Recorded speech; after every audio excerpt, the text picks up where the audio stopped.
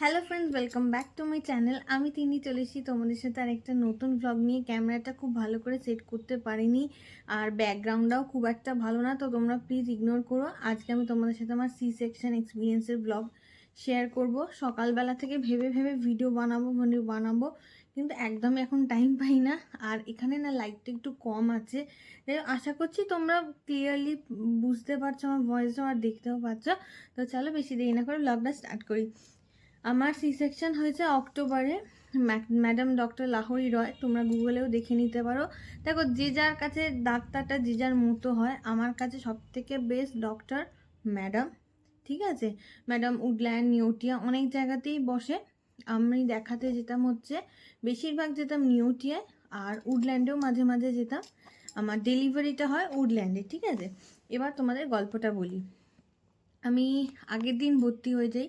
আমার ওটি যেদিন সকালে হয় তার আগের দিন ভর্তি, সন্ধেবেলা গিয়ে ভর্তি হয়ে তারপরে সেদিন তো সবাই চলে এলো ভর্তি হয়ে যাওয়ার পর, মানে দুবারই থেকে গেছিলো, তোমরা তো দেখেছিলে।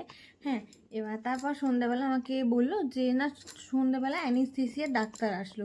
অ্যানেস্থেসিয়ার ডাক্তার এসে আমাকে বলল যে এই রকম তোমার অ্যানেস্থেসিয়া আছে, স্পাইনাল একটা ইঞ্জেকশন দেওয়া হবে, তো কিছুক্ষণের 3-4 ঘন্টা মতো এরকম অসার থাকবে, তারপর তুমি নর্মাল হয়ে যাবে। ঠিক আছে।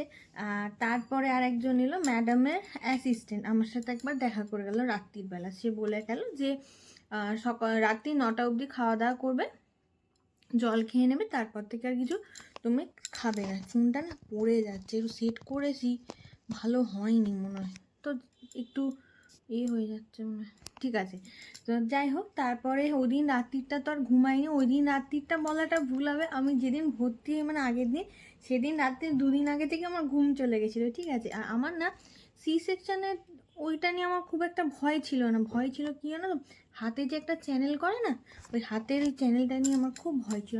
খুব লাগবে, প্রচুর রক্ত বেরোবে, প্রচুর রক্ত বেরো, এরকম ভাবছিলাম। আর সেদিন না ফোন টোন মানে ফোন টোন একদম বেশি হাতে দিইনি, ফোনও রেখে দিচ্ছি, ভালো লাগছিল না, করছিলাম। বা পাশে যারা পেশেন্ট ছিল তাদের সাথে গল্প করছিলাম। এবার আমার ছিল 10টা থেকে 10:30 টাইম ছিল।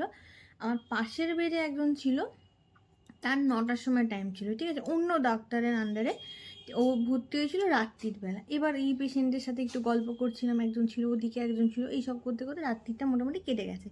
এবার 5টার সময় আমাকে নার্স আসলো, বললো কি ফ্রেশ হয় না কিন্তু চুল ভেজাবে না, কারণ চুল ভেজানো যায় না, ওটির দিন চুল ভেজাতে পারবে না।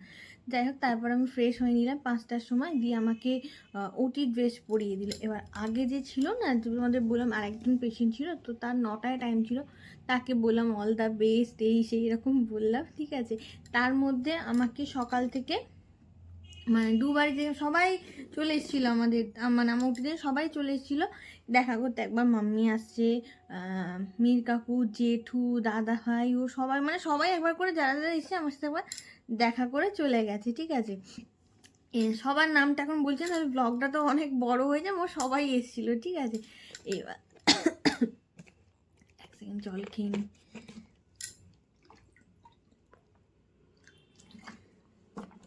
হ্যাঁ, এবার তারপর কি হয়েছে, আমাকে রেডি করে দিয়ে সবাই এসে এসে দেখা করে চলে যাচ্ছে। তার আগে হ্যাঁ বলি, সবাই ভুলে যাচ্ছিলাম, হাতে চ্যানেল করতে এসেছিলো। ঠিক আছে, তো তখন আমি জিজ্ঞেস করলাম কি বহুত দর্দ হতা হ্যাঁ, তো বললে যে হ্যাঁ থোড়া তো হতা হ্যাঁ বলেছে।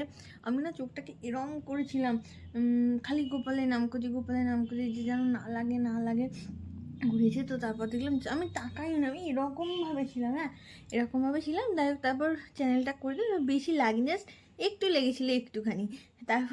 তারপরে করলাম, চ্যানেল করে দিল। এদিকে একটা চুল বেঁধে দিল, এইদিকে আর একটা চুল বেঁধে। আমার ফোনটা না আমি এই হাতটা দিয়ে না ধরে রয়েছি। ঠিক আছে, তাই জন্য এই একটা হাত হাত মানে ব্যথা হয়ে যাচ্ছে। তো যাই হোক, চলো তোমার ভ্লগটা শেয়ার করি। তারপর কি হয়েছে, চুল চ্যানেল করে দিয়ে চলে গেল ও। তারপর আমি বসে আছি, টাইম হচ্ছে 9:45টার সময়। আমাকে একটা স্ট্রেচার এলো, আমার বললো উঠে পড়ো। আমি উঠে পড়েছি। উঠে পড়ে যাচ্ছি, সবাই যাচ্ছে, সবাই হ্যাঁ কিছুজন ছিল আমার সাথে সাথে যাচ্ছে, ল্যালি, মাম্মি, মামনি, দিদি, ভাই সবাই এরকম যাচ্ছে যাচ্ছে যাচ্ছে। তারপর আমাকে ওটির সামনে ঢুকিয়ে নিই, তখনও ওকে আমি দেখতে পাইনি, ঠিক আছে। ওকে যখন ঢুকিয়ে নিয়েছে আমি বললাম আমি এক সেকেন্ড আমি না আমার হাজব্যান্ডের সাথে একবার দেখা করতে। ও, বরের সাথে দেখা করতে চাও, দাঁড়াও। আবার আমাকে বললাম, আমি বললাম আমি কি একটু দেখা করতে পারি? বললাম হ্যাঁ হ্যাঁ নিশ্চয়ই দেখা করতে পারো। আবার আমাকে ওখানে নিয়ে বার করলো, ওর সাথে একটা দেখা করে তারপরে গেলাম, ঠিক আছে। এদিকে ওরাও টেনশন করে, এবার তখন মাম্মি না একটু একটু কাঁদছিল। হ্যাঁ, এবার আমি খুব স্ট্রং ছিলাম, আমি প্রচণ্ড স্ট্রং ছিলাম, মানে কোনো ভয় ছিল না, এই ছিলাম প্রচণ্ড মন থেকে স্ট্রং ছিলাম, যে কিছু না, জাস্ট এটা এমনি এরম বলে এ করে দিয়েছি। এবার মাম্মি একটু কাঁদছিল, এবার তারপর ওদের সাথে দেখা করে চলে গেছি।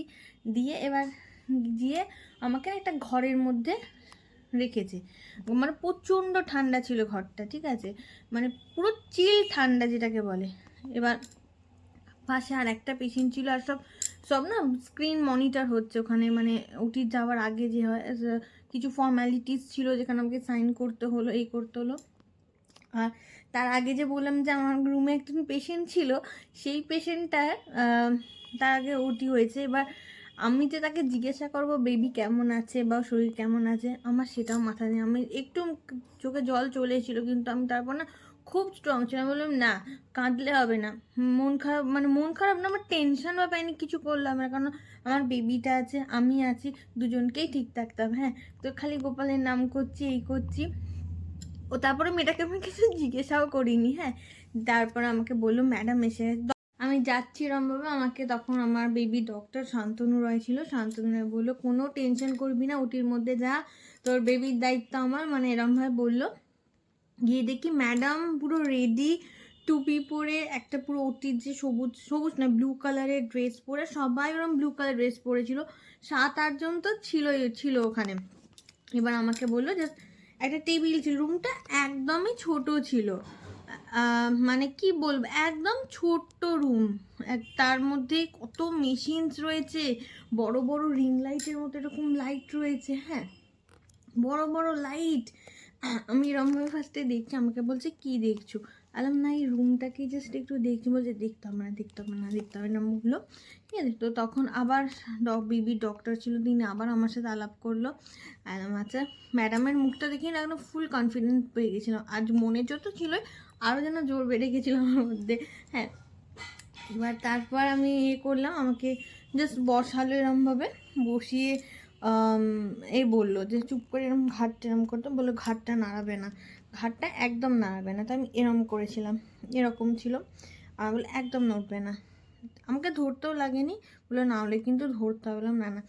কিন্তু তার সাথে আমার বক্তব্য না, কখন যে আমার স্পাইনালি ইঞ্জেকশনটা দিয়েছে আমি সেটাও বুঝতে পারি না। আমার না তার সেকেন্ডের মধ্যে আমার পা ফাগুলো না কেমন গরম হয়ে যাচ্ছিলো, গরম হয়ে না কেমন ঘাম দিচ্ছিলো, আমার বললাম না খুব কষ্ট হচ্ছে, আমার খুব কষ্ট হচ্ছে, ঘাম দিচ্ছে, কেমন একটা আনচান আনচান হচ্ছে। আর আমাকে সবসময় মানে সামনে যে ডক্টর ছিল, মানে আমাকে সবসময় বলে যদি যে কোনো কষ্ট হলে সবসময় আমাদেরকে জানাতে, ঠিক আছে।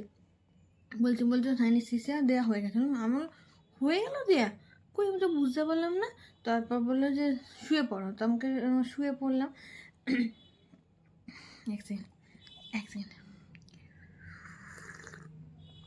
শুয়ে পড়লাম, শুয়ে পড়ার পর আমাকে বললো ক্যাথিটাল দেওয়া হবে। তো ক্যাথিটাল আমি কিছু বুঝতেও পারি, যেহেতু অ্যানেস্থেসিয়া হয়ে গেছিলো, আমি কোনো মানে ব্যথা কিছু বুঝতেও পারিনি। আর আমার বাবারে এক হাতে ফোনটা ধরে ভিডিও করছে না, হাত ব্যথা হয়ে গেছে। আমার রাইট সাইডেও এই দিকটা একটা মানে স্ক্রিন ছিল, এখানে আমার প্রেশার আর কী সব মনিটর হচ্ছিলো। আর এই দিকটাতে লেফট সাইডে আমার এই ছিল কি বলে স্যালাইন চলছিল। তারপর যা যা কষ্ট হচ্ছিলো সঙ্গে সঙ্গে যা বলছি কষ্ট হচ্ছে সঙ্গে সঙ্গে না ওই স্যালাইনের মধ্যে ইঞ্জেকশন দিয়ে যাচ্ছে। তো যাই হোক আমি শুয়ে পড়েছি, আমার এখানে একটা গ্রিন কালারের পর্দা দিয়ে দিল, পুরো চাপা দিয়ে দিল, মানে এইদিকে আমার ম্যাডাম আছে, ম্যাডামের গলা পাচ্ছি বুঝতে পারছি, মানে তার কিছুক্ষণ মানে 10 মিনিটও যায়নি করে আওয়াজ পাচ্ছি আমি। আমাকে ম্যাডাম বললো রেশমা তোমার একটা সোনা ছেলে হয়েছে। আচ্ছা ঠিক আছে। তখন এ করলো, এদিকে কিছুজন ছিল এদিকে জন ছিল, আমি তখন তারপর কষ্টটা আমার হয়েছে তারপর, মানে আমার ছেলেকে বার করার পর আমার তো কষ্ট হয়েছে। তখন আমাকে নিয়ে আমাকে দেখালো, ট্রেতে করে ফার্স্টে নিয়ে এসে দেখালো, তারপর আমার কোলে এখানে না ছুঁড়ে দিয়েছে, এখানে বুকের কাছে। তো কিছুক্ষণ এখানে রেখে ক্লিন করেনি, তখন আমাকে মানে সদ্য বার করে ওই করে আমার কাছে দিয়েছিল।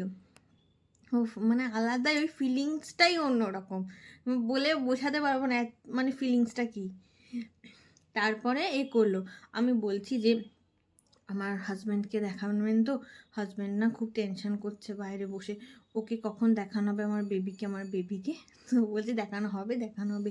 আমার তারপর থেকে কষ্ট হচ্ছে, মানে আমার বেবিকে বার করতে বেশিক্ষণ টাইম নেয়নি, টাইমটা মানে তারপর মানে বুকের মধ্যে যে চাপ, যে কষ্টটা, মানে মানে হাঁ করে নিঃশ্বাস নিচ্ছি, তাও মনে যেন বুকের মধ্যে এইক্ষণে শেষ হয়ে যাবো মানে এরকম এত কষ্ট। সঙ্গে সঙ্গে ওদের বলছি যে আমার খুব কষ্ট হচ্ছে।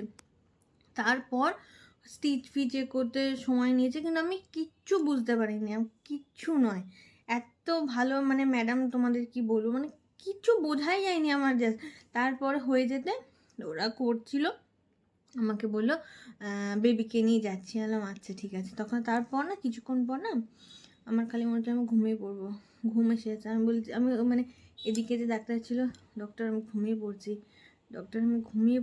বলছে হ্যাঁ ঘুমিয়ে পড়ো, তোমার কোনো কাজ নেই, তুমি ঘুমিয়ে পড়ো।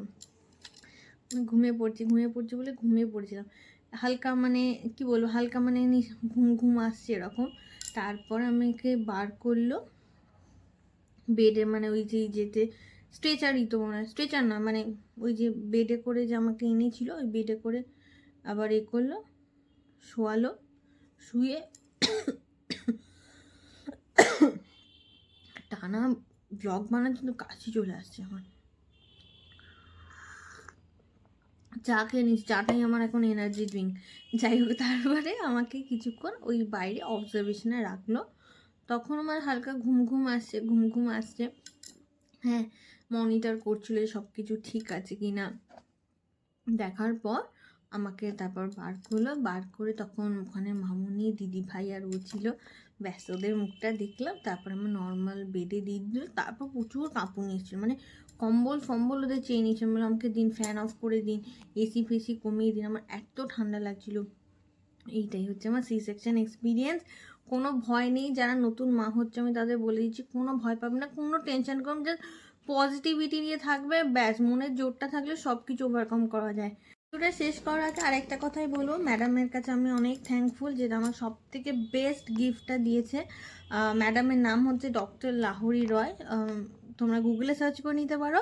এটা দেখো, যেটা পার্সোনাল ম্যাটার কি তোমরা কোন ডাক্তার দেখাবে না দেখাবে, আমার কাছে সব থেকে বেস্ট ডক্টর ম্যাডাম, যে আমাকে এত ভালো একটা করেছে, এত প্রেগনেন্সিতে গাইড করা থেকে বলো, সব কিছুতেই, যখনই কোনো এমার্জেন্সিতে দেখাতে যাওয়া বা কিছু, ম্যাডাম সত্যি খুবই ভালো মানুষ। তো চলো, আজকের ব্লগটা এতটাই রাখছি। হ্যাঁ, শুধু আমি নয়, আমার বাড়ির সবাই ম্যাডামের কাছে খুবই থ্যাঙ্কফুল। তো চলো, আজকের ব্লগটা এতটাই রাখছি। ভিডিওটা ভালো লাগলে like share subscribe, tata bye.